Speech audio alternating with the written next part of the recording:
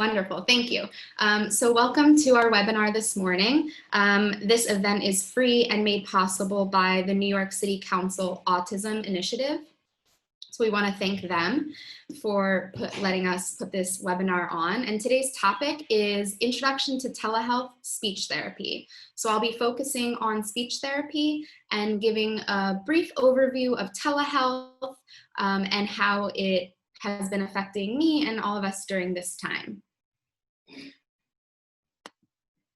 So the objectives of this webinar are as follows. Everyone will understand various research studies that prove the efficacy of teletherapy. So although a lot of us, I'm sure myself included, feel that we've been thrown into telepractice, telehealth, and we are conducting it out of necessity, I want to prove that there is research behind it and you are actually implementing evidence-based practice for your children. I also want everyone to learn some helpful tips and advice when beginning telehealth, whether you're beginning now or you're continuing. I hope I have some helpful tips for you. And the big chunk of the presentation will be to learn about helpful resources for clinicians who are conducting teletherapy. So I will be guiding you through various resources that I used during my time conducting teletherapy, or resources that I have researched and wish I knew about while I was doing teletherapy. And at the end, we're going to watch sample videos of speech therapy in action over telehealth platforms. After each video, we will have an interactive portion where you as the audience will be able to type in the chat your opinions about the video, things that you liked about the video, strengths and weaknesses of the clinician, ideas that you have. So it'll be an interactive portion where we can share ideas about the videos. So before we start, of course, what is telepractice?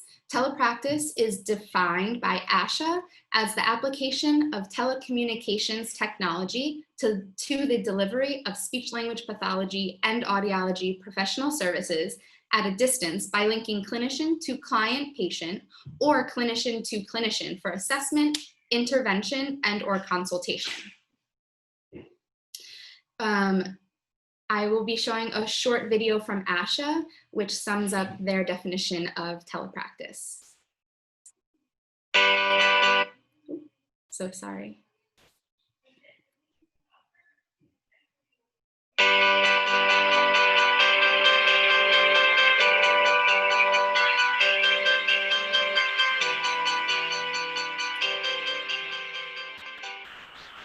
Telepractice is a service delivery method that uses technology, in this case to deliver audiology or speech-language pathology services to a child or an adult who is physically in a different location than an audiologist or speech-language pathologist, and who, as a result, might otherwise not have access to services from a qualified provider. As telepractice allows us to move service delivery into the home, it opens new doors for family involvement. What do you think? The kids respond to telepractice very well. They're very excited and motivated and driven by the use of technology, and they love to come to their speech and language therapy sessions. How do you think you're at? Through the years, research outcomes from telepractice studies have shown that from both a clinical standing as well as a patient satisfaction standing, outcomes are consistent with a face-to-face traditional service delivery model. And that spans different ages, different patient populations, and different treatment delivery settings.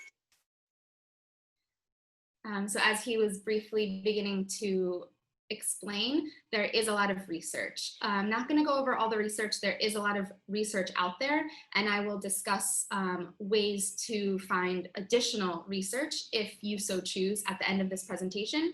But for now, I'm going to review 6 studies that have been done in the past that prove either the efficacy of speech therapy over telepractice in general or with a specific population. So first we have an article titled "The Efficacy of Telehealth Delivered Speech and Language Intervention for Primary School Age Children, a Systematic Review." So this was a systematic literature review where they looked at 7 different papers that studied the efficacy of teletherapy. 2 of the papers focused on traditional speech sound production, and 5 of the studies looked at both language and speech sound production interventions. The results were positive. Of the studies, the majority had no statistical difference between intervention for speech and language goals when comparing the delivery models. They also looked at participant satisfaction in this literature review, and they found that 4 studies reported overall satisfaction with both the services and the results achieved, and 2 studies mentioned concern. The concern was specifically in regard to decreased attention levels of children and also the need to improve technical aspects. So of course, there's always going to be, nothing is perfect, but both of these concerns can be addressed and improved upon. So overall, the positive results for this study. Next, we have comparing traditional service delivery and telepractice for speech sound production using a functional outcome measure. So this was a study, again, to determine the efficacy of teletherapy in remediation of specifically speech sound disorders as compared to in-person treatment. For this study, they looked at 428 telepractice cases, and they compared it with 1,331 cases from ASHA that were in person and fit the criteria for the study. The results were positive again. They indicated that the treatment was comparable between the 2 groups, and there was no statistical difference in the mean change of the scores between the groups. So again, there's some differences, but the overall difference and the fact that there was no statistical difference is the important part. This study was called Telehealth and Autism, a systematic search and review of the literature. So this literature review focused on children with autism who received teletherapy. The literature review consisted of 14 studies to determine the efficacy of telepractice in regards to individuals with autism. For this study, they looked at assessment, early intervention, and language therapy, and the participants were also varied in this study. They all had autism, but otherwise they were varied. And they got positive results. Results of intervention over telehealth were equivalent to the face-to-face instruction and were found to be superior to the comparison groups that they conducted, where the children only engaged in online learning by themselves. The study, an investigation of the efficacy of speech and language interventions with students with ASD using telepractice. So again, this study looked at children with autism, but it was a single subject study design, and the participants in the study were children with autism. 3 of them were ages 5 to 6, and 4 of them were ages 7 to 12. And what they found was that overall the results at the group level was there were no statistical difference between telepractice and in-person. At the individual level, they found that 3 of the students did have insignificant differences. So 2 of them responded more positively to telepractice, and 1 of them had better outcomes with on-site intervention. So of course, again, there's always going to be variability. Every child is different. I don't think any research study could ever come back and say something is 100% perfect, but overall, the results were positive. This study is called An Investigation of the Efficacy of Direct and Indirect AAC Service Provision via Telepractice. So this study looked specifically at children using AAC. So this was a single subject design study evaluating the impact of real-time supervision of pre-professional clinicians on the performance of the clinician and the client in both on-site and telepractice intervention sessions. So this study had another layer where they were working with clinicians who were not certified yet, they were in school, and they looked at that layer as well, and they compared on-site versus telepractice intervention. The participants in this study were, there were 4 of them, ages 4 to 6. As far as client progress, they found that independently generated phrases by the clients increased between sessions while the prompting levels decreased. As far as on-site versus telepractice, again, they found that the results indicated no statistical difference between the conditions, and they measured that by the number of unprompted and prompted targets produced by the clients, so no statistical difference. And they found that these results indicate that it may be possible for individuals using AAC to receive evidence-based intervention service on site or via telepractice. So again, I am overviewing these so that to drive home the point that telepractice is an evidence-based researched method. And lastly, we have speech pathologist perspectives on transitioning to telepractice. What factors promote acceptance? So this study was actually a compilation of interviews with 15 Australian speech language pathologists who recently made the switch from in-person service to school-based telepractice. So in the beginning, all 15 Australian speech language pathologists were very wary of conducting telepractice, and they had a lot of concerns. At the end of the study, they all reported an attitude change and that they had positive experiences, and they saw that their students did make progress. They recognized the similarities between in-person and telepractice sessions, and this recognition allowed them to deliver their therapy effectively. They asked the SLPs at the end of this study what they noted and if they had any advice for telepractice in general. So they had a few categories that they thought were very important. The first of which is the therapeutic relationship with their children. So at first they thought that they would not be able to engage their children, they would not have the same relationship via telepractice, but by the end they found that their children were engaged, even those with behavioral problems or autism. It's possible that their particular students were excited about the technology and they were focused for that reason, but overall they found that their children were engaged. And of course, as we spoke about earlier, not everyone will be engaged, and there still will be problems, there still will be difficulties, but that's to be expected. They also noted that working collaboratively with parents and teachers was more important than ever. Even though you're not physically with the parent or your teachers of the children, it's still important and just as beneficial to collaborate with people who are also working with the child. They also noted that they required an adequacy of technology and resources. So they noted that there were challenges with telepractice, specifically including difficulty distinguishing high frequency sounds over the computer, and also seeing behavioral cues and the environment of the child. What they found though was they were able to overcome this challenge by having a parent or a teacher present, someone or a caregiver, someone present with a child to give that information to the therapist. And they found that that was an effective way to overcome this challenge. And they also they noted the support for learning telepractice, but luckily they found it was not as hard to learn how to use the platforms as they expected. They found that they just needed to be creative, flexible, and willing to take risks.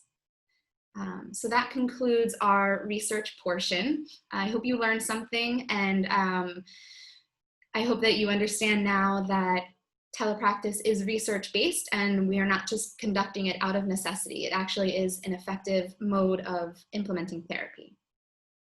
So moving on, we're gonna briefly talk about some tips and advice about teletherapy. Very brief. I'm sure most people are either already or have already started. So don't forget to refer to your national organizations as resources.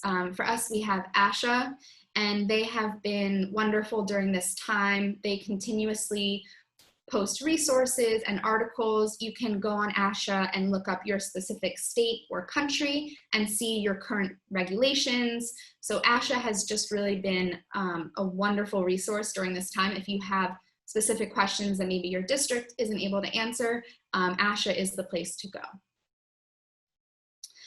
It's also important to familiarize yourself with the relevant technology before you start.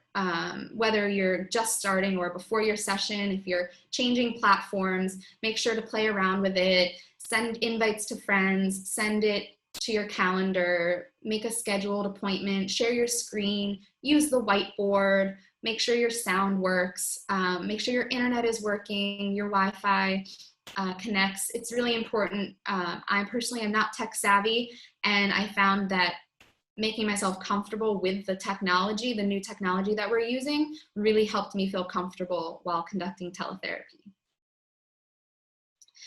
And as I spoke about in the study with the Australian speech pathologist, caregiver communication is still important. So again, you might feel disconnected from the child and the child's family because you're not there in person, but it's actually it's a great way to talk to the parent because or the caregiver, they're most likely going to be there depending on the age of your client. And it's also important that when you are providing them with instructions or activities, make sure it's in a parent-friendly format. Make sure that you are, being sensitive to your families, and keeping up the connection with them is really important during this time. They feel isolated as well. And going along with that, it's a great way, telepractice is a great way to work your sessions into daily life that you normally would not be able to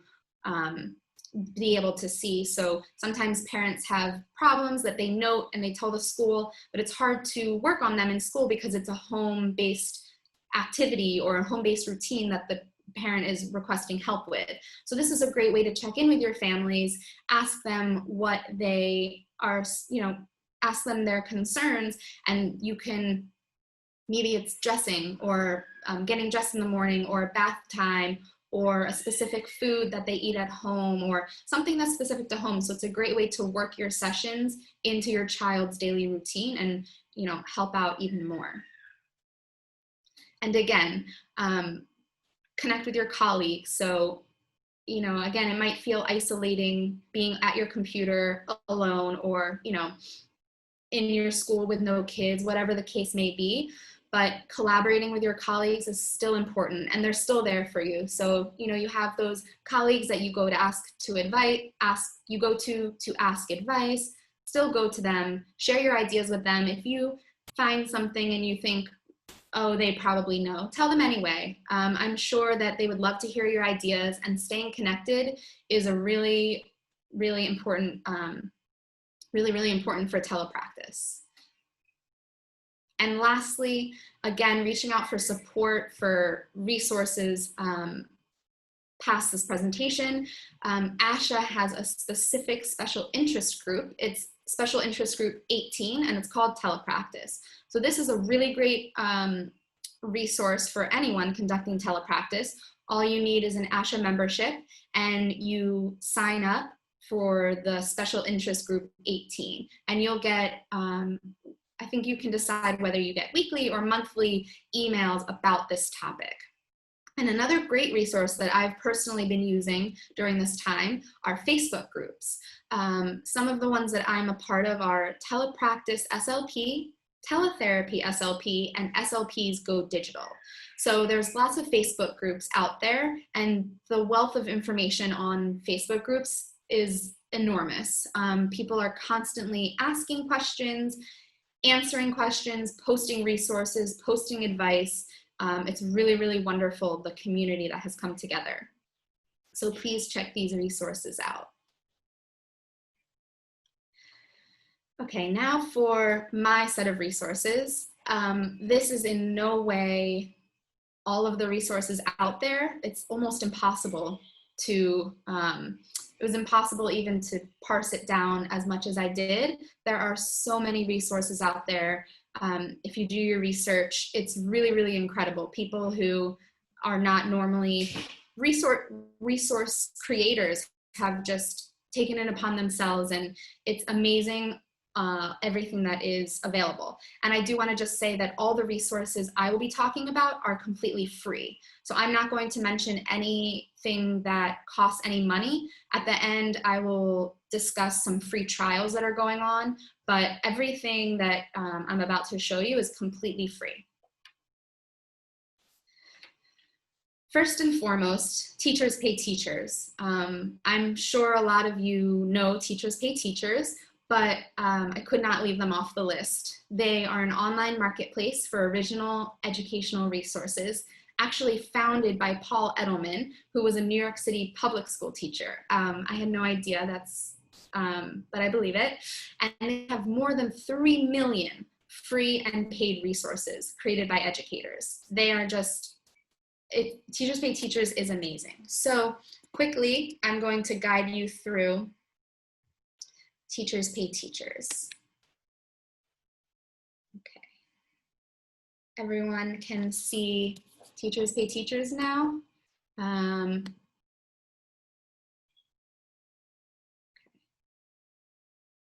Yes, okay, thank you.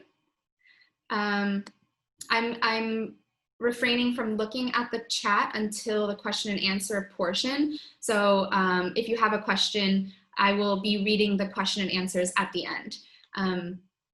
So this is Teachers Pay Teachers.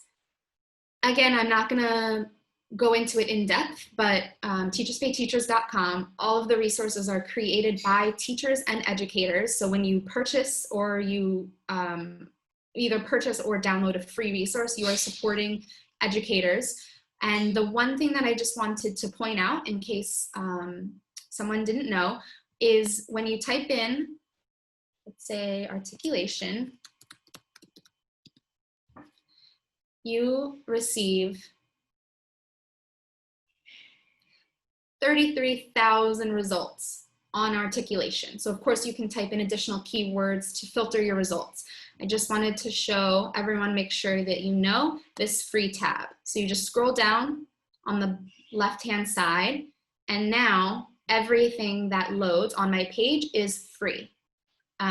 So we have almost 4,000 results for articulation that are completely free. So you can scroll down, again, putting in additional keywords will help narrow down your results. And these will all, when you click on them, you simply, as long as you're signed in, download, and they're on your computer.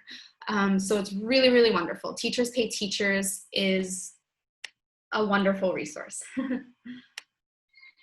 So I am going to highlight a few Teachers Pay Teachers resources that I have personally used, broken up by subsection. And after I review them with you, I will put them on the screen so that if you saw one that you liked, you can write it down, make sure you don't forget it for later.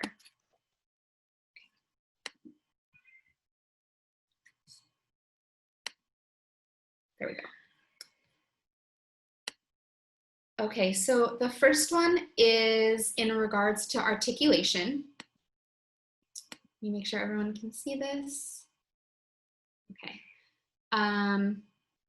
So this is by Speechy Musings. Again, I will put it on the screen later.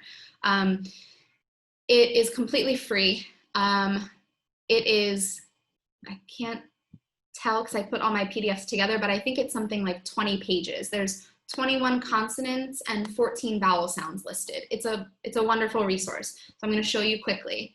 Here is what it looks like. I think it was created for in-person therapy, so the cards are kind of together. I am meant to be cut out and laminated and used, but you can kind of just alter it, adapt it. Again, being creative, you can zoom in. Let's see if I can zoom in enough so that there's only one card on my screen. You could, put another screen up to block this out. I love this resource because not only does it have the lips in the formation of the sound, of the target sound, but the tongue is also in the formation. So a lot of the times I feel that the tongue is kind of left out, but this tongue is in the correct position in all of the pictures. It's really wonderful. And she has, again, 21 consonants and 14 vowel sounds listed. So this is a wonderful resource. You can use it for children who you're assessing. You could use it for, of course, children who are working on a specific target sound. It's a really wonderful resource. Next is a phonology resource by the designer teacher. So she's actually a teacher, but it's just a really great phonology resource. This is, again, completely free. It says it in the title. It's 25 pages of free phonics review. So there's matching, drawing the words, sorting the words by vowel. We have a word search, finding the words, your target words, circling the correct spelling. I'm not going to go through the whole thing because it's 25 pages, but I wanted to highlight this resource as a phonology resource. 25-page phonics review, really wonderful. Next is a language packet. So this is a packet by Teach Speech 365, and this packet focuses on home practice and home carryover for your students, but you can definitely use this during your sessions, and it can be a great way to generalize if you're using it in your session, and then it's also user-friendly and parent-friendly for the parents and the children to use at home. So we have 20 language activities. This could be a bingo board. This could be whatever you want it to be. Articulation activities, 20 social skills activities, 20 fluency activities. This could also be sort of a exit slip type activity where every day at the end of the session they have to mark a box off. And then there's also comprehension passages. There are following directions. See, is it loading? Following directions. They're all at different levels. They increase in difficulty. And again, it's a great packet because it could be used during your session, but it's also something that you could totally email or print out and send home for the child to do on their own for carryover. And again, it's completely free. So there's that. This is the home packet for speech therapy. Next is a grammar resource. It is by Adventures in Speech Pathology. So it's called Irregular Past Tense Verb Sheets. Again, it's completely free on Teachers Pay Teachers, and it's simple and to the point and really wonderful. So you have a child working on irregular past tense, you definitely want this resource. There are so many examples. It's very simple. Today I tear, yesterday I blank, with a picture cue, which I love. And I'm gonna just scroll down. There's a lot. It's really wonderful. I love the animation, not the animations, the pictures. And then at the end, she has a black and white version in case you are printing it, or if you want to share the black and white version with your student, it could be great to have them color on the whiteboard, or if you give them control, they could annotate depending on your platform, depending on the skills of your child, of course, but I love that she gives a black and white version as well. And again, so many examples. Next is this Fluency Home Practice Packet. So again, I love this packet because it's wonderful to just send home. You can really be creative with this packet, but you can also use it in your sessions. So we have strategies. We have we have strategies. You can have your child circle what they are working on or what strategy is working for them at the time, so that when they show it to their families or they're working on it at home, they have that reminder for them. There's the definition of all the strategies, which I love. A few famous people who stutter, they can talk about it with their families, show it to their friends or siblings. Some coloring pages, anatomy, just really familiarizing and making fluency fun. And again, you could send this home or you could do it with the child, and if you send it home, there's that really wonderful carryover aspect. And here I also love that she has feelings about my speech, so the child can circle how they're feeling that day about their speech, which is wonderful. And two more, again, all free. This is a very simple feeding breakdown. Basically, she broke down feeding into 4 categories, and it's just a really simple and straightforward, but also informative handout for parents. So you can, either explain to them or have them use this for themselves when, you know, feeding their child, so that they can kind of understand the different types of feeding difficulties. Again, completely free. And last is this AAC interactive flip book. So again, this resource was created for in-person therapy, but I personally adapted it successfully to teletherapy. It is very possible. So she has a lot of paid interactive books if you are using and love her books, but she has at least 3, there might be more, completely free interactive books. So one of them is, the topic is Help Me Open. And if you do want to print it out, this is wonderful. She has step-by-step instructions. And then there's the book. This one, again, is also in black and white at the end if you want to have that interactive portion with your child where they color and create their book first, which is really nice. And then it just talks about helping to open different things.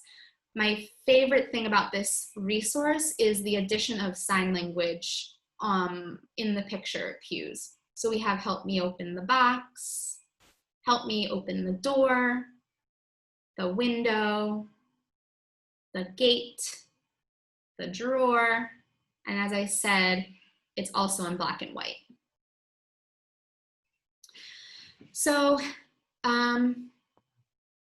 I'm going to show you all of those resources on the screen now so that you can write it down. I'm going to give 30 seconds to a minute for each resource. You can write it down, make sure that you can find it later. But again, go to Teachers Pay Teachers.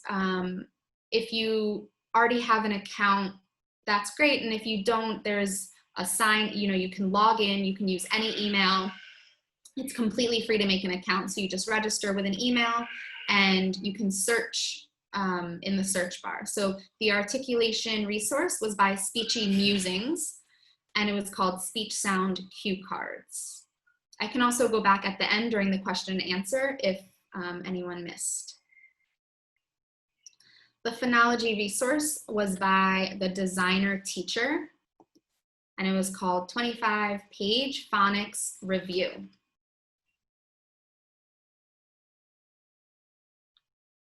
Again, she's a teacher, but it's a really great resource. The language resource is by Teach Speech 365, and it's called Home Packet for Speech Therapy.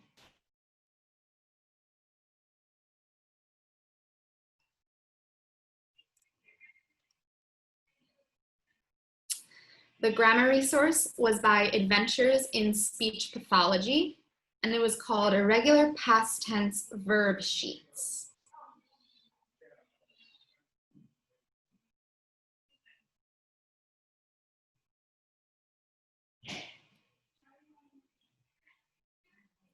Okay, I'm gonna move on. The fluency packet was by Peachy Speechy. She actually, she has a Teachers Pay Teachers store, and she also has her own website where she posts resources. Some of them are free, some of them are paid as well, but you can find her on Teachers Pay Teachers. And it was called the Fluency Home Practice Packet.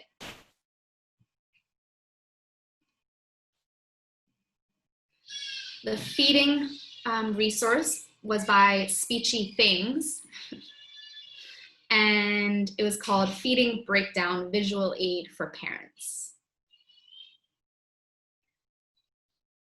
Again, a very simple resource, but could be really, really beneficial for your parents or your older kids. And last, the AAC resource was by Speech and Language at Home. Again, she has various interactive books with different titles and different emphasis on various core words, but this one was the Help Me Open. So if you wanted this one, you could search Speech and Language at Home, Help Me Open. Okay, moving forward, this is another resource that people might know about, so please forgive me if this is old news, but something else that I could not leave off of my list are boom cards. I definitely survived off of boom cards while conducting teletherapy this summer. They are a platform that allows teachers to download free or paid digital activities for students of all ages. They're called Boom decks, and they're made up of individual digital task cards. So each deck is separate, and they have multiple task cards within the deck. And my favorite part of Boom cards is the fact that it gives instant feedback to the child. So I'm going to show you again briefly what Boom cards look like, in case everyone knows already, but it's a really wonderful resource. Okay. So here are Boom cards. You can see I'm signed in, but again, it's completely free to register and make an account. You can use a Gmail. You don't need an educational email to get a free membership. And I'm going to show you the store first. So we have tabs up here. You can go to the store. And again, if you type in a keyword, you can be more specific to filter your results. You type in articulation, and then here is a way to sort them. You can sort them newest, oldest, alphabetical, but if you go here, low to high, everything that comes up first will be free. So they actually use a point system on Boom cards. So as you can see, all of these are 0 points. So free, you can download it right away. Lots of results. See more. There's a lot of free resources. So I'm going to show you what happens when you download it. It'll go over here to your library. So here is my personal Boom card library. I have 2 full pages of Boom cards, and all of these, except for 2 of them, were completely free. 2 full pages, and they're just completely free. I typed in what I was looking for, and yeah. So I'm going to show you quickly what a Boom deck looks like. On most Boom cards, it's only a one step for your child. So here's the question. I love that they tell you how many cards you have left, and as you move on, there's a green line that you'll see in a second. You can skip, you can go back, you can hide the card, you can give up, and then when you click it, hopefully everyone heard that ding. And then when you get the wrong answer, oops, again, instant feedback. So your child is knowing instantly without you having to tell them whether they got it right, whether they got it wrong. Another thing that I love about Boom cards is that you can either control it yourself and ask your child to verbally tell you the answer, whatever the Boom deck might be, or you can give an older child or a more advanced child control of the screen and they can do it themselves, which gives them, a lot of times it's exciting for our children to control things, and they really love being able to do things themselves. So this is quickly what a Boom card looks like. I'm just going to show you one more to show you sometimes there are 2 steps. So instead of just clicking and it automatically processes, there are ones like this where you have to drag and drop and then submit. So those are kind of the 2 type of Boom cards. Either you just click on something or there's the submit button here. So again, you either get the ding or the whoops, your child gets the instant feedback. You can control it or they can control it, and there are too many free resources to count. So hopefully that was helpful. You can also put your resources in folders, which I found very helpful. Since there are so many free ones, I just downloaded so many. When I was in a session, it became hard to find the one that I was looking for. And if I did have a child who was hard to engage, if I didn't have it pulled up right away, I wasn't gonna keep them engaged. So this folder feature is really, really wonderful. So I have them foldered by category. So if I knew I'm working on emotions, or I put the 2 that I did purchase in this folder so that they're easily accessible. That's a really great feature on Boom cards. I hope that was informative. I hope someone learned about Boom cards because I'm their biggest fan. So the next resource I want to talk about are interactive PDFs. So I personally am not tech savvy. I only use ones that have already been created.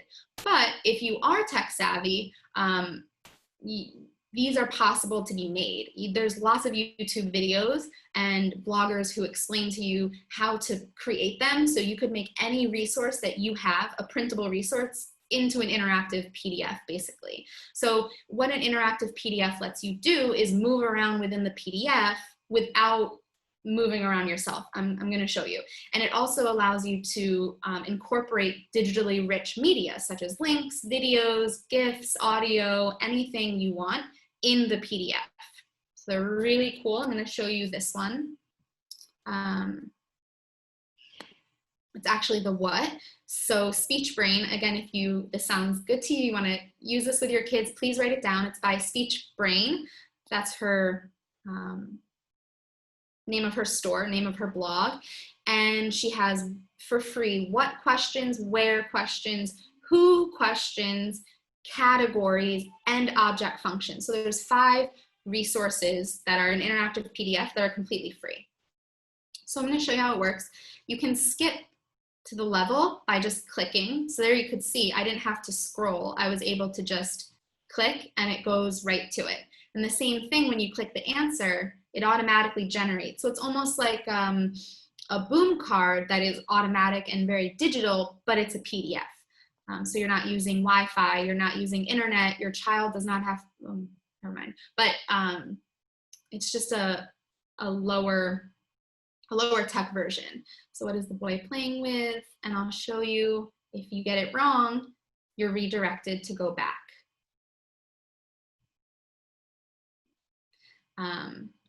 So it's really wonderful. You can go home at any time. I scrolled before, but you don't have to.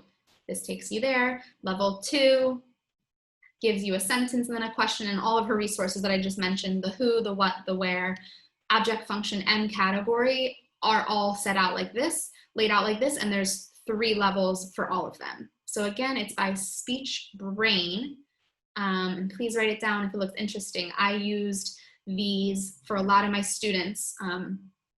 If anyone's familiar with the WH Bingo by Super Duper, I used to use that a lot in school, and this was kind of a nice carryover. A lot of the questions were the same with different answers. So yeah, this is a really great resource.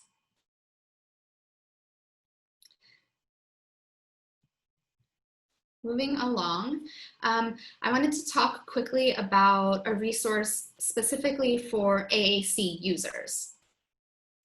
So if you have any child with AAC, you probably know BOARDMAKER. They're a complete special education platform that supports education, communication, access, and social and emotional needs. They're a collection of standardized picture symbols used for communication with students who are strong visual learners. They also are part of the family organization that creates actual programs.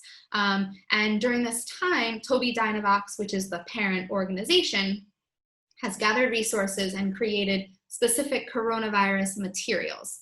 So I'm going to show you that quickly. So first, I just want to show you, there's only a few of them, but it's still great. These are BOARDMAKER resources that are free all the time. They were free before, they're free now. You can download them at any time. They're called Activities to Go. You could search that in the search bar when you're in the home screen. And they're really great. Again, they use their BOARDMAKER picture symbols, so it's really great carryover. If you have a child using AAC and they are using a Tobii Dynavox device, then I wanted to also show you the specific coronavirus resources. If you are on the home page, I'll just show you. There is always this, or there has been, I'm not sure forever, but there is a tab up here that is there continuously. And all you have to do is click on it, and it takes you to the resources that they have either created recently or made free and available recently during this time. So they have topic boards for different devices, for different programs. Here's a topic board for Snap Core First. They have a whole list of activities and resources surrounding coronavirus that you can download. They have topic boards for specific locations, hospital intensive care. We have at-home topic boards. And then I will talk about a little bit later, but they are also doing a 60-day free trial of a lot of their programs. So here you can see Snap Core First is a program, an AAC program, and they're doing a 60-day free trial. So we'll talk about that later, but I just wanted to show everyone all of their resources that they have available for free. Moving on to social skills and emotional based resources. I wanted to highlight emotional ABCs. Emotional ABCs combine proven techniques for working through emotions with a child-friendly, hands-on format. It demonstrates a specific set of tools that children can use to identify feelings and make good choices. So I will show you in a second, but please feel free to write this down, emotional ABCs. And it is a really, really wonderful program. It's an entire curriculum, completely for free, about emotions. So it's laid out for you. Let's take a look at it. So once you are logged in and you create your account, I think you do need a EDU or, oh no, you don't. You don't even need a .org or an EDU email to get this free account. So once you're logged in, they will ask you to create an avatar. Again, I think it was created more so for teachers to have multiple different students. I just have Jane Doe here because I just use a general for my kids. It's really cute. They have a picture password. And then it opens you up to your lesson list. So as I said, it's broken down into units and lessons. And it's an entire curriculum all about emotions. So you can either start from the beginning or you can look more closely and see where your child is and what you want to do with them. And I'll show you quickly. It does speak for itself. So match the faces. Which face matches the emotion in the big photo? we have a nice ding, like boom card. Which face matches the emotion in the big photo?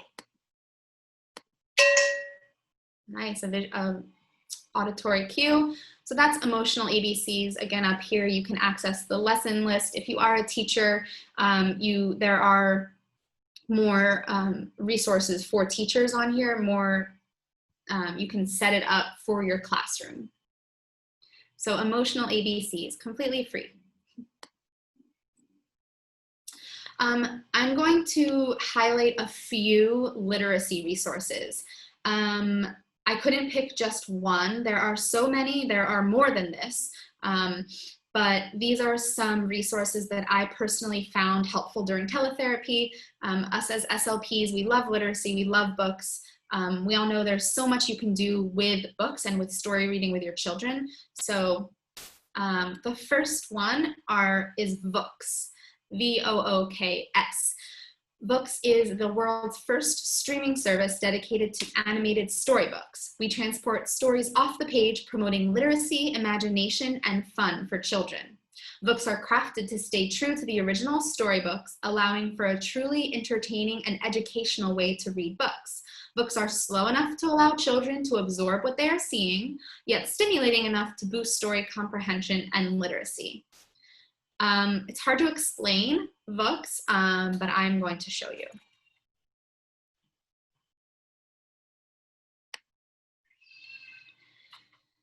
Here's the homepage. You see browse, search, and resources. So you can, of course, browse, search something in particular. They do have Chicka Chicka Boom Boom. They have a lot of great classics. They have Where the Wild Things Are. So if you're looking for a specific book, you could search it or browse by topic.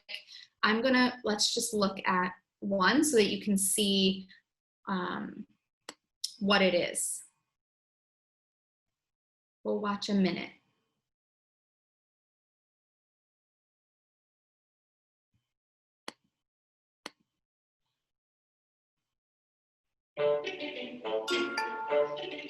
"14 animals that are definitely not an octopus."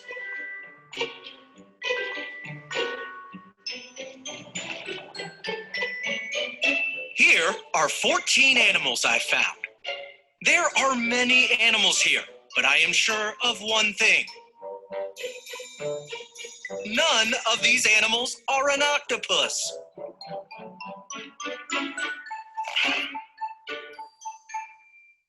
This flamingo, definitely not an octopus. And this couldn't be an octopus because it is a fox.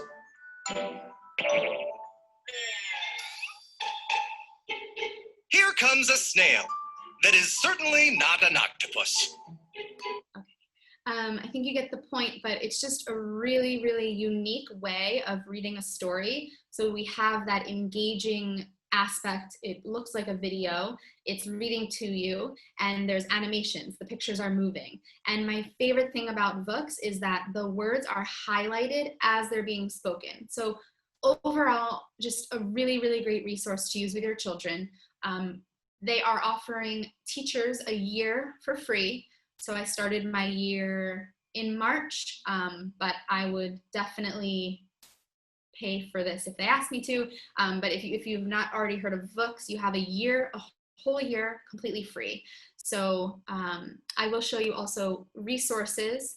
They do have lesson plans to accompany some of their books, which I think is just an added bonus. So here you have a list of the books that they have lesson plans for. So when you go into the book, you can download a lesson plan to accompany the book.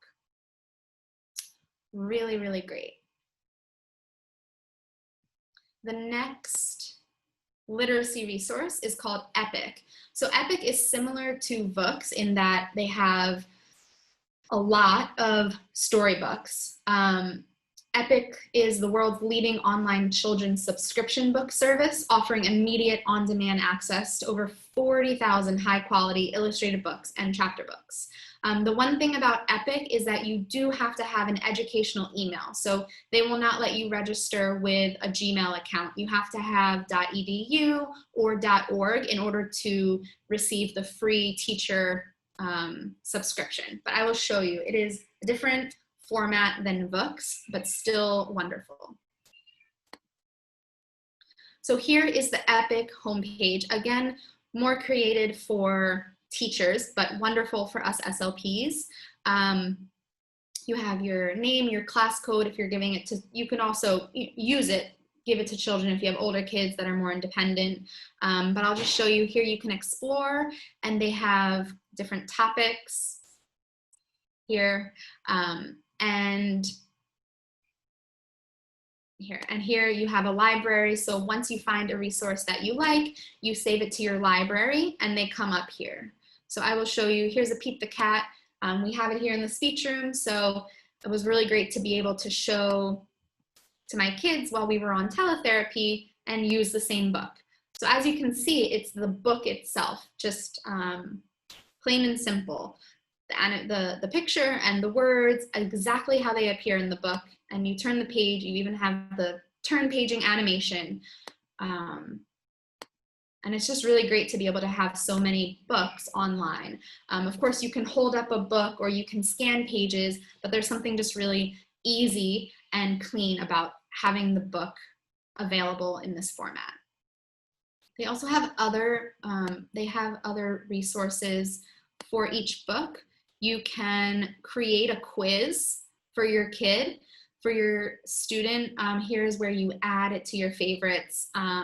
You can share it, you can send it, you can adjust the volume.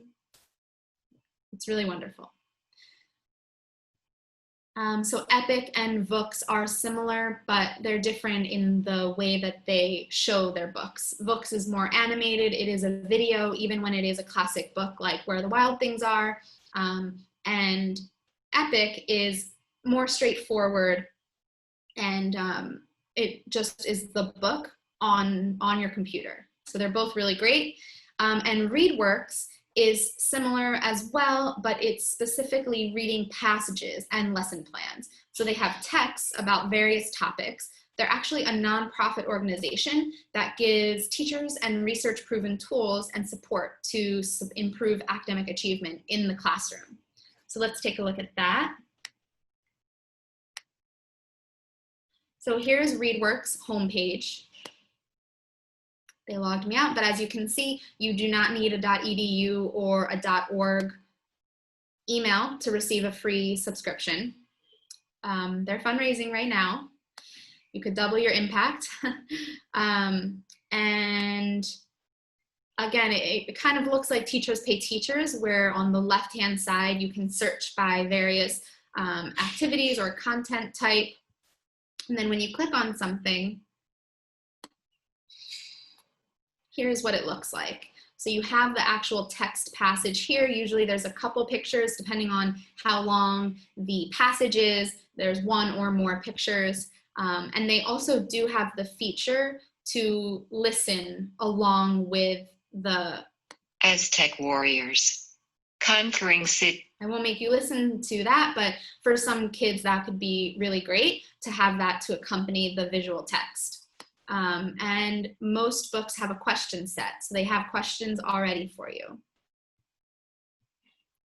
So that is called ReadWorks, and again, it's completely free.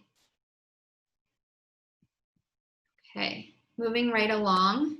Now that you've done all that work with your children, you've done articulation and language, and we always need reinforcers. And now more than ever, as I talked about earlier, it's really important to keep your kids engaged. So having a really great reinforcer or a game at the end of your session is really important. So I'm gonna review just a few. Again, there's no way I could ever review them all. If you, as with anything also, I should have mentioned, if you have additional resources that you know about, please feel free to put it in the chat. And during the question and answer, I will try to say them out loud so that everyone can also benefit. But here are a few reinforcers that I personally used during my time conducting teletherapy. The first is GoNoodle. GoNoodle is a video resource center. They have all types of videos. I will show you. But their motto is GoNoodle videos get kids moving to be their strongest, bravest, silliest, smartest, bestest selves.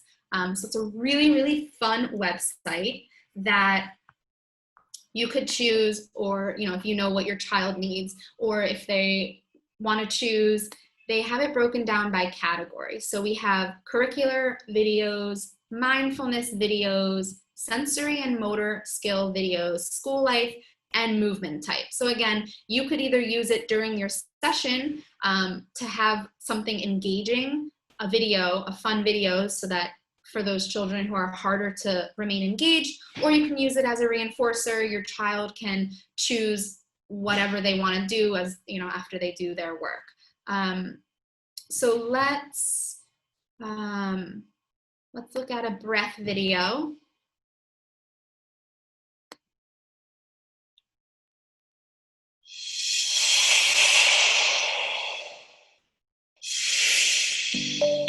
Get back on track.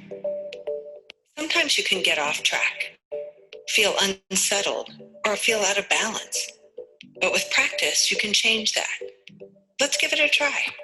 Stand up. Can you feel your feet solid on the ground? You're standing. Notice that. Heavy, steady, tall. So you're kind of getting a feel for what a video looks like on GoNoodle. Again, they give you an update on how many videos you've watched. It's just a really, really fun website. And again, there are so many categories and so many videos. So please, please check out GoNoodle. Okay. A few more.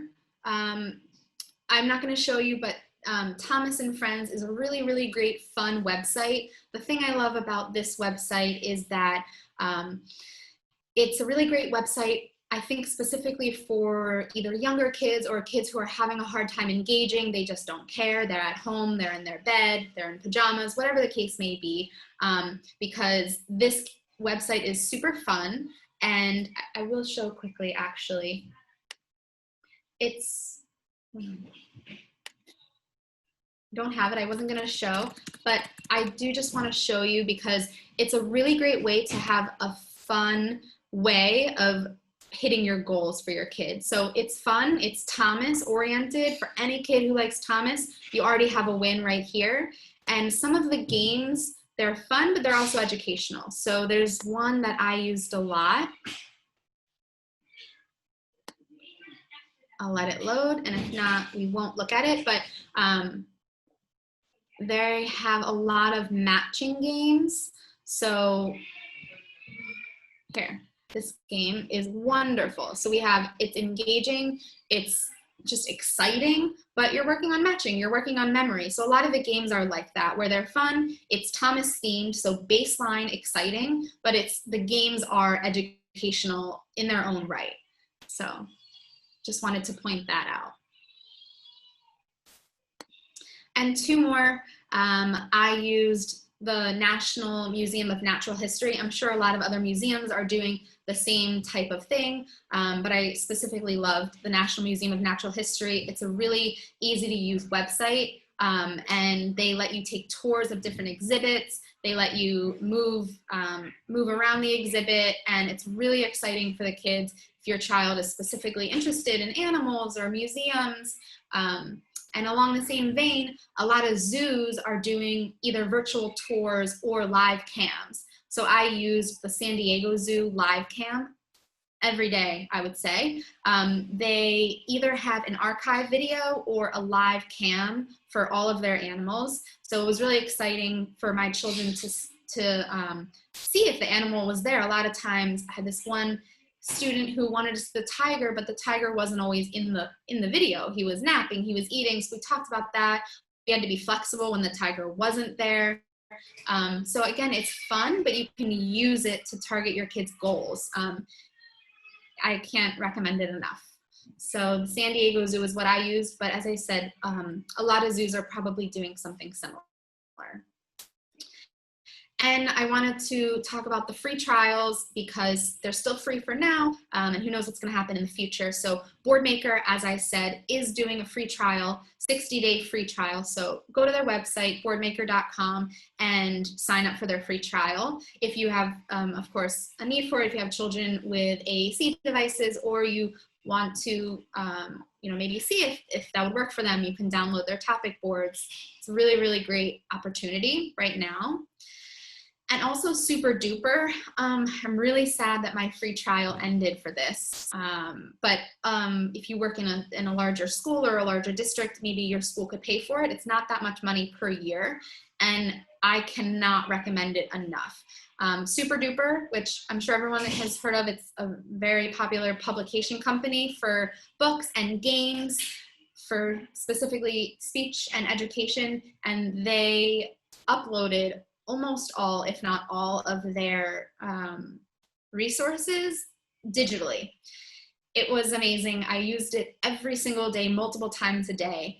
Any super duper game that you have in your speech closet, I guarantee was on this digital library. So they are doing a free trial. It does run out, but it's also available for purchase. So I couldn't leave it off the list, even though you do have to eventually pay for it. I'm going to breeze through this, and I can put it back up on the screen later. As I said, I cannot cover everything, and there are so many resources out there at this time. So I just wanted to highlight a few blog posts or articles that are just more information. So the first is the Informed SLP. This is a membership service. But they actually posted an article. You don't have to be a member to read the article, and they also reviewed research. So if you are interested in the research that I spoke about, or if you want to gather more research or look up for different populations that you specifically work with, they put up a really, really nice post. Here's the URL, but also if you type in the Informed SLP, I'm sure they're promoting it right now. And they just reviewed a lot of research articles revolving around telepractice. So it's really wonderful. I'm gonna keep going for now, but we will have a question and answer at the end.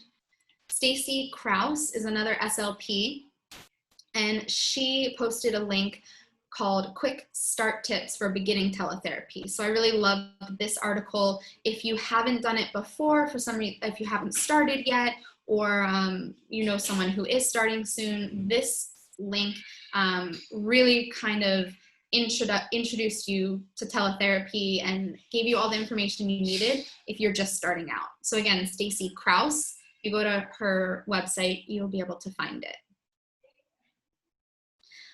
The Speech Express. This is a really, really wonderful blog post for ideas for activities at home. So whether you are doing the activities with your child or you want to send for the parents to do, the parents are asking for activities, what can we do during the day, how can we carry this over, you know, please help. This is a really great blog to either use with your children or send to the parents. It's just a list of activities for practice at home.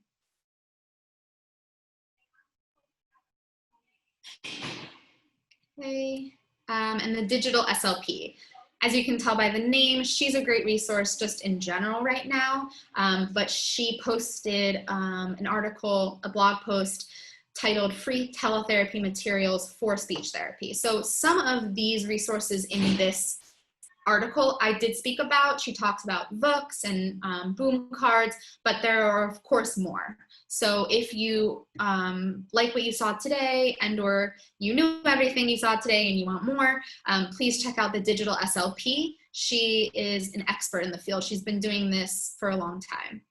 So it's called Free Teletherapy Materials for Speech Therapy. And last is Speaking of Speech. It's a website, and I just wanted to highlight it again in case you loved all of this and you just want more. I couldn't leave this off. It's a really great AAC-focused website, and there's a lot of free resources. There's a lot of topic boards, so if you have users with AAC, please check them out. Okay. Just because of time, I'm going to keep going. Make sure everyone's okay in the chat. Okay. So I wanted to leave this up for just a minute. It pained me to leave anyone out. There are so many bloggers producing resources, working tirelessly. Again, some of them have already been doing this. We do have students in the building. So I just wanted to put this list up because all of these, I've used resources from every single one of these, I think all women, all these people, all these SLPs and or teachers. They're wonderful. Please feel free to jot them down. I'll leave it up for a minute and I will also put it back up during the question and answer so you can write it down. It's just, I personally think it's amazing what people have been producing during this time. And it's so helpful. So these are a few of them. I'm gonna move on, but I will put it back up later.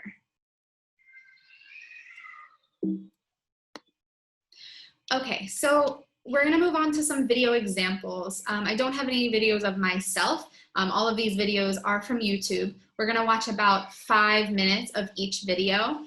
They're all very different. They look at different populations, different ages of children, and different therapy styles, different therapy platforms. So we're gonna watch, and then after we watch about 5 minutes of the video, I will be looking to the chat, and I just want to hear your thoughts about the video in general, your opinions about the therapist, strengths, weaknesses, what you did like, what you didn't like, what you would do differently. Just want to open up a discussion, and we can discuss the video. So here's the first one.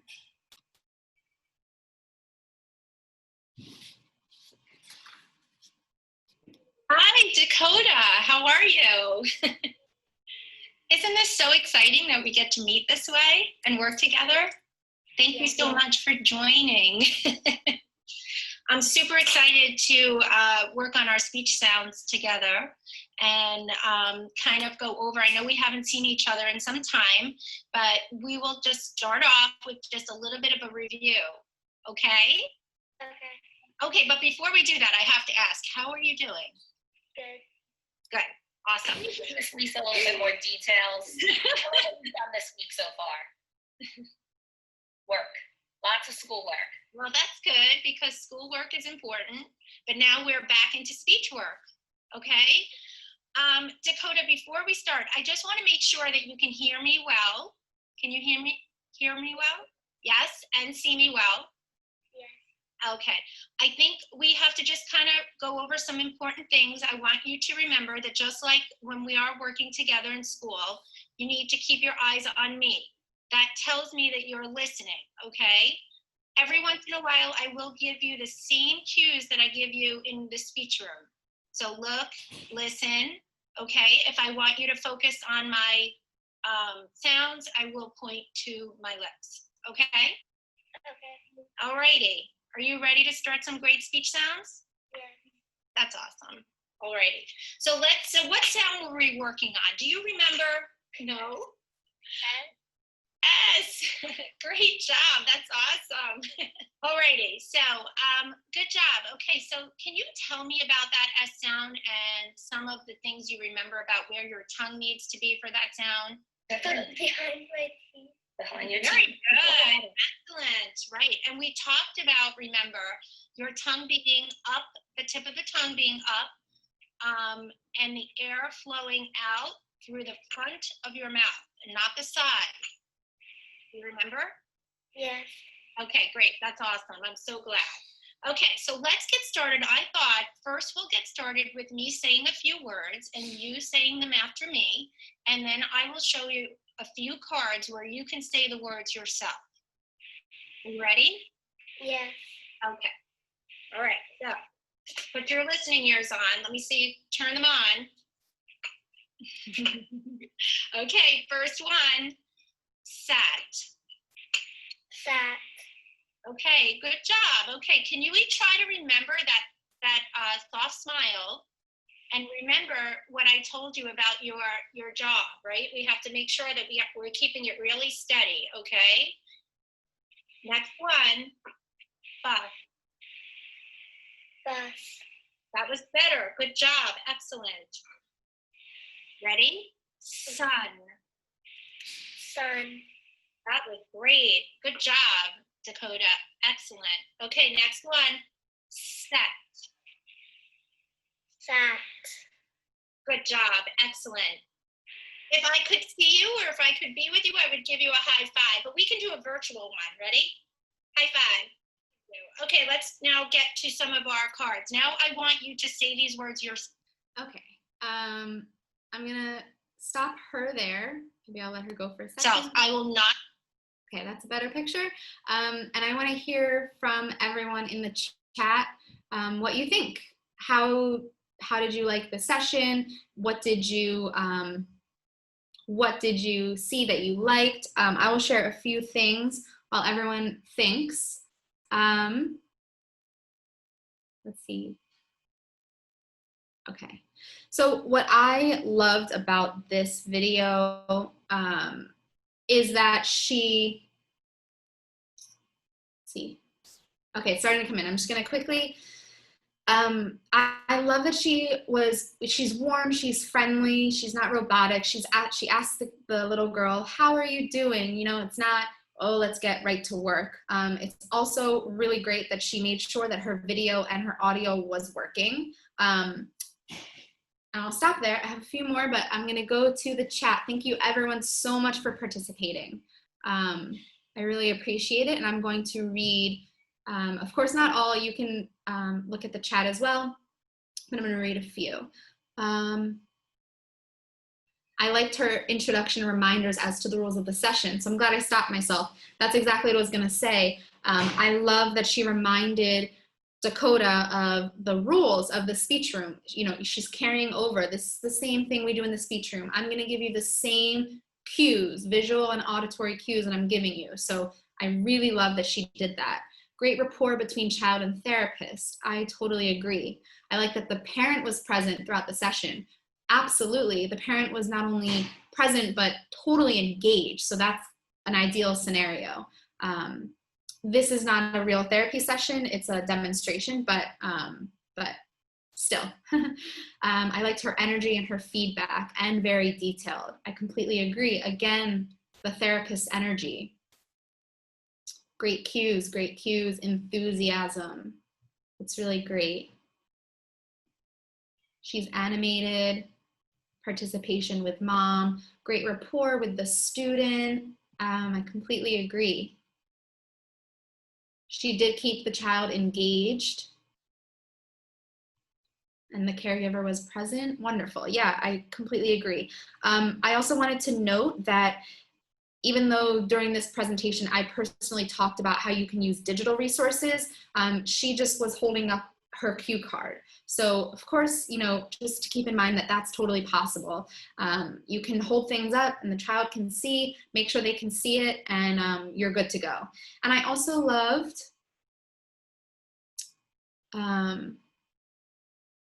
right, okay, I agree with everyone. Thank you so much for your participation. I also really loved how at the end, she made the most of the situation. You know, oh, I wish I could be with you. I would give you a high five.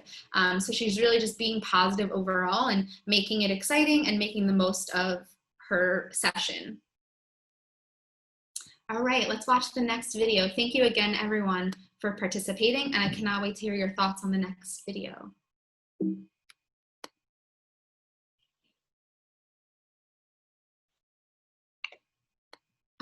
Just briefly to say that this is a real therapy session.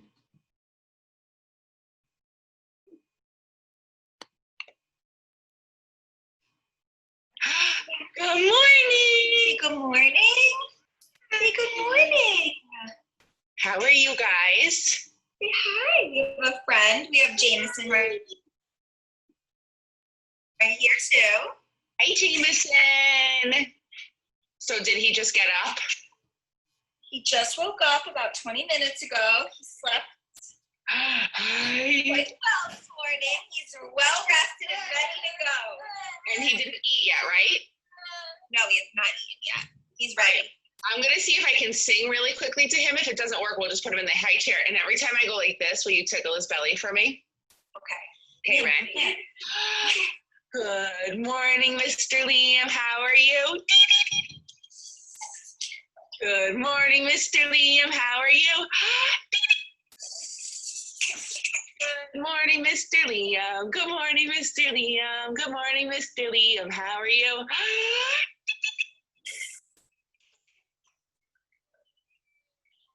Are you ready to eat? Are you ready to eat? Do you want to sit in your chair? You ready? Yeah? You want to eat? You think he's ready? You can put him in. Okay, let me put him in. I'm going to get him buckled in. Yeah, while you're doing that, I'm going to keep talking to you. Okay, did you hear me? Okay, sounds good. All right, so Let's get you buckled in. last time, I just want to review what we did last time while you're getting him set. And my video keeps stalling for some reason. So last time we sign language and we did some sound imitation. We talked about food placement and some ideas where you could put his food to help with tongue movement. And then we got on the floor and we did some play, turn taking, and then the occupational therapist jumped in and we worked on some of that gross motor while he was on the floor. But today, let's just quickly work on maybe a little bit of sign language and some sound imitation. And then I know your other little ones are there and we can just do another session later too. Okay. Do you want me to, is he ready to eat? Can I get his tray? I would just put a couple little pieces on his tray. Okay. All right, let me go get that. Liam! Wait, can you wave like this? Get your tray. Yeah. Yum, yum. So I would just give him a couple pieces. Let's make sure he likes it first. Because if he doesn't like it, then you're not going to really want to do anything for us, are you? Let's start with your favorite. No.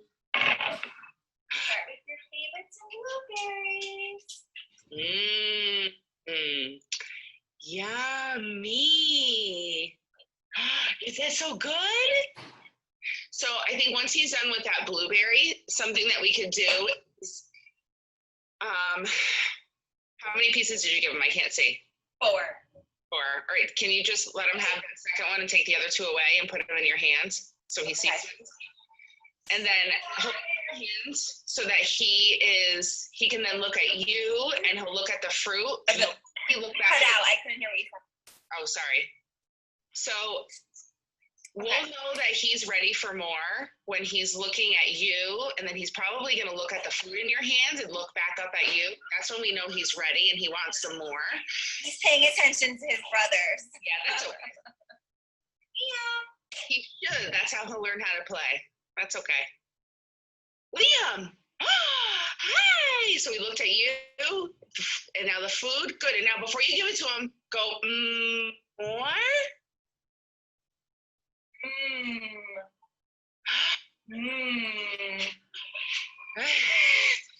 I know. I don't like the skin on blueberry either, buddy. I'm with ya. Say, And that's okay. You can give it to him. Okay. Yum. Good job. So you could just keep doing that when you're feeding him with whatever it might be. If you want to do the sign for fruit, we can always put the sign and the sound together, which I kind of like to do for sounds. Can you look at me really quick? I'll show you what it is. Yeah. Can you see me? So this is fruit. So you could always go more fruit. Just like that too. Fruit. Okay.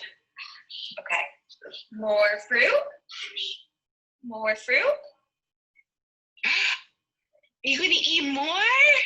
And remember, before you try to give him a prompt for a sign or a sound, just make sure it's going to be important that he's paying attention to you. And one of the signs that babies give us when they're paying attention to us is they'll look at us, obviously, or like he did so beautifully before, and he looked at the food in his hands and then he looks back up at you. So that's perfect.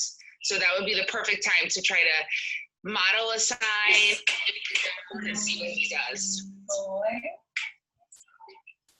But for purposes of today's demonstration, I'm actually going to stop recording and then we can keep going.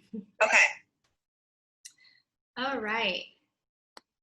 So I'm going to go up a little bit to see everyone's contributions.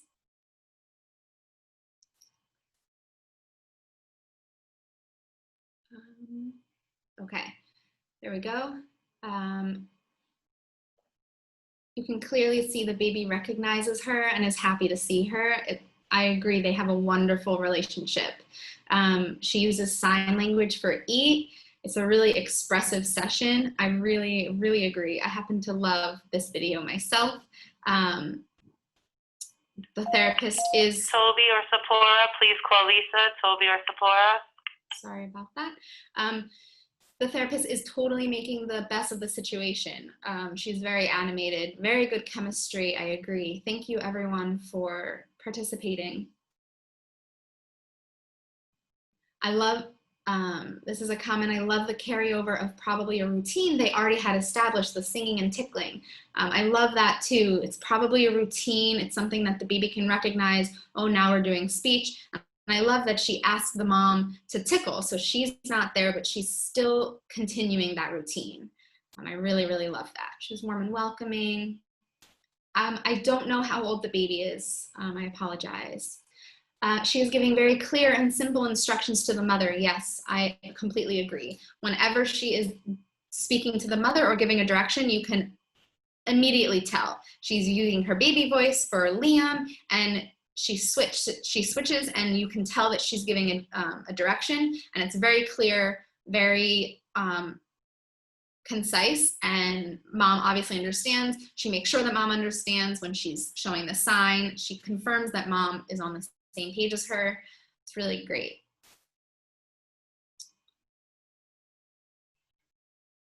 Made sure mom knew how to cue and how to support. Yes, EI is about coaching. Yes, absolutely. Relationship with parent, Totally, absolutely. Reciprocal gaze, yes. I also liked, my own personal opinion, they did have a couple technical difficulties during the video, but she just kept going. You know, just, this is a real life session and it's gonna happen. Even if you practice, even if you familiarize yourself and get comfortable, it's gonna happen anyway.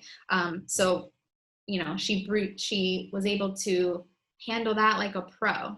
Oh, I should have read for another minute. Also that everyone work through the glitches, don't need to make a big deal about it. I completely agree. The integration of sign language is also wonderful. I happen to agree. I would have taught the sign for more instead of for fruit, but you know, we don't know what the baby has previously worked on or the specific needs, but it's really great that she is teaching sign language. She started the session with something that the child loved. Okay, thank you everyone, let's see. I also loved, I think someone said this, that she reviewed what they did last time. So obviously mom has a lot going on. You see the kids in the background. She apologizes for the distraction. So she reviews, this is exactly what we did last time, and this is exactly what we're gonna do now. So really, really great overall. All right, let's watch another one. Okay.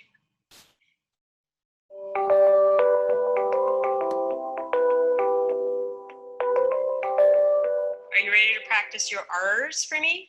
Yes. Yeah? So I'm gonna let you guys each get a turn. So Sophia, I want you to say artist. The second word on the list, I want you to say it 5 times for me, and then you get to take a turn, okay? Okay. Artist, artist, artist, artist, artist. Awesome. Can you use that in a sentence for me? I am an artist. Wonderful. All right, so I'm gonna let you spin the spinner. 3. So you're gonna move your doggy to the 3. Good job.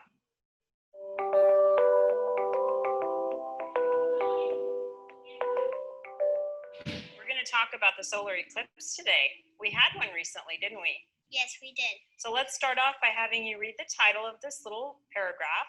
A solar eclipse. I want you to start reading and from the beginning and then stop with the word happens, okay? I want to hear how you're reading. Okay. All right. Okay. Have you ever seen a solar eclipse of the sun? It is called a solar eclipse. Solar means sun. A solar eclipse happens when the sun's light is blocked from the earth.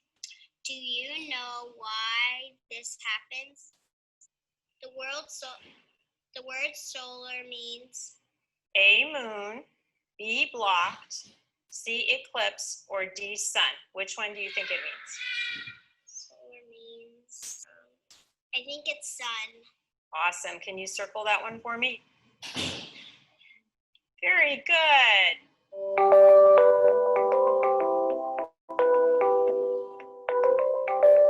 Your teacher sent me this vocabulary sheet that you guys have been working on in class. Well, we're going to go ahead and practice some more, okay? Okay. All right, so here are some of the words you guys are learning in class. Can you read it for me from the top? Nonsense. Perfect. Tidbit. Perfect. Mischief. Excellent. Duty. Uh-huh. Counsel. That's very good. I'm gonna help you a little bit with it, okay? Counsel. Counsel. Excellent. I don't know what the word. That's all right. I'll help you with it. Satisfied. Can you say satisfied. that? Awesome. Perfect. Okay. So here we have some really short sentences. Okay. And we're going to try to make these short sentences into longer ones, okay? Okay. All right. Go ahead and read the first one for me. The girl cried. Okay. You know how we can make a sentence really a lot longer than that? Maybe the girl cried and whined. Okay, so what else did she do Here's another good way to make a sentence longer. Why did the girl cry? Can you tell me why she cried? Because she wanted to go to the toy store or something. Very good. Go to the toy store. Wow, that's a lot longer now, isn't it? Because she wanted to go to the toy store. Good job.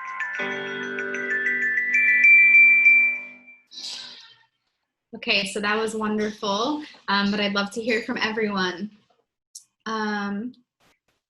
Yes, presence learning SLPs are experts. As you can see, they have their own platform. They have a great interaction. She's keeping the girl engaged. Yes, she is. I also agree, she felt comfortable enough with her therapist to ask her for help, which is really, really wonderful. Yes, you're right, it's a best case scenario. She has great attention, good verbal skills, and she doesn't have a parent sitting with her, but she is very motivated. So that's good. And someone is noting that your biggest problem is attention issues. So without the parent, that's definitely a challenge. Someone says I would have given her some decoding strategies to decode the words. Absolutely. Amazing interaction, great reinforcement.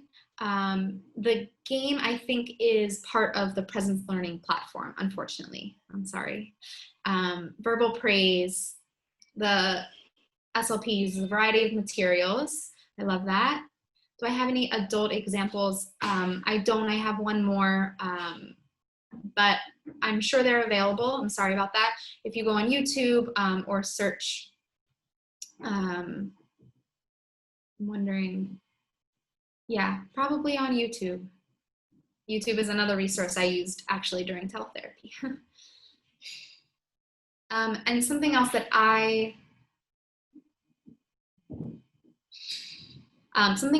loved was that she integrated curriculum from the classroom. So she was helping out the teacher and helping the child access her curriculum of her classroom. So that was really great, and it showed that there was collaboration between the speech therapist and the teacher. She said, oh, your teacher sent this over to me. So I loved how you could clearly see that collaboration. Okay.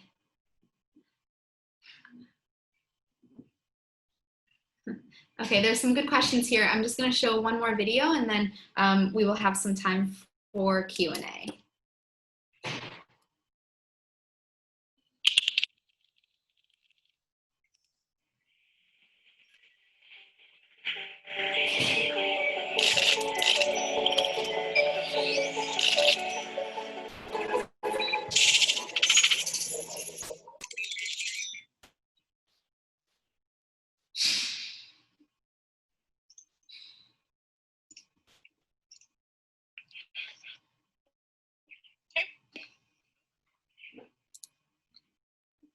Can you hear me? Uh-oh. Let's fix this.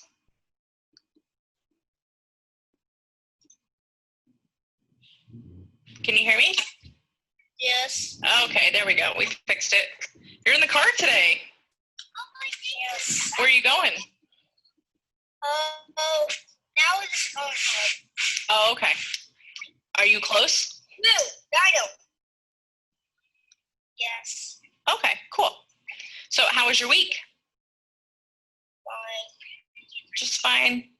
Boring. Okay. Well, let's do some work on our K and G today. Let's see what we got. We're going to do S, K, and G. Let's start with K. We haven't played Battleship in a while, so I thought we'd warm ourselves up with that. Yes, I want to play Battleship. Okay. Well, let me give you the mouse so that you can click it. Remember, you can pick if you want easy, medium, or hard, and you can change your ships clicking here.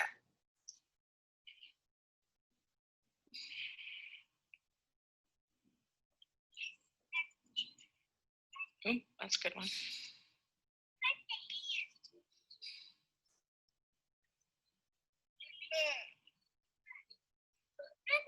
Ooh, I like that one.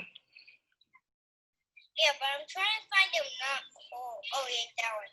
You like that one? Okay. See if we can find where he is. Ooh, nicely done. Okay. We're going to say the word cookie in a sentence. First, let's try it just as cookie. Cookie. Very good. We baked peanut butter cookies last night. We make peanut, what? Peanut butter cookies.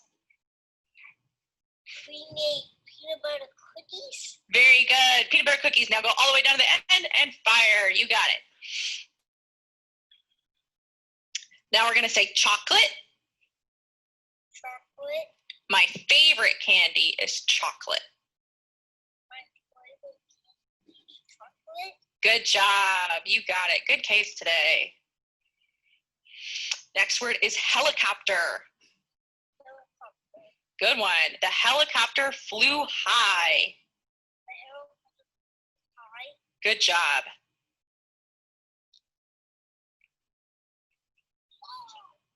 Oh, no. Oh, no. Next word is lake. Lake. Good. L, too. We went to the lake. Went to the lake. Good job. Excellent. We got a blue one. Next up, we're going to go look at our ST. Okay, so you kind of got a feel for this session. I'm going to go back to the top of what people were saying. So the resource, I think someone answered, it is a paid platform. It's called, I actually don't know how to pronounce it, Kia.